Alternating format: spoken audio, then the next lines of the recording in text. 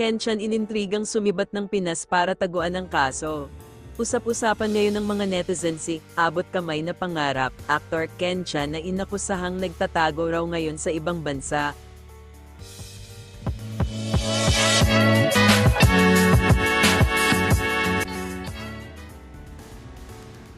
Sa latest episode ng Showbiz Update, tinalakay ni OG Diaz si Ken.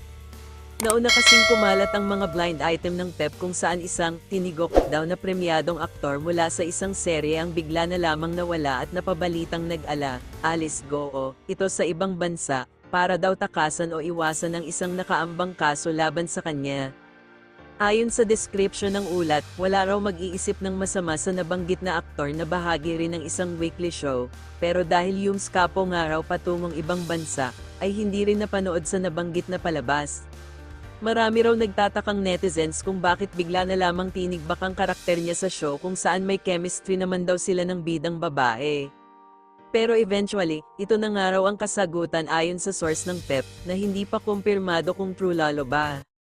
Tinukoy ng ilang netizen na si Ken ang topic ng blind item dahil nga biglang-biglang ang pinatay ang karakter nito bilang Doc Linden sa teleserye.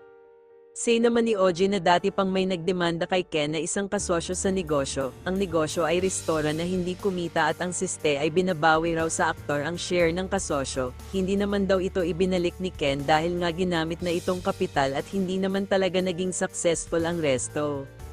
Yun ang nakarating sa amin tungkol sa restoran, ani OG. Nagpapatuloy naman ang kaso hanggang ngayon.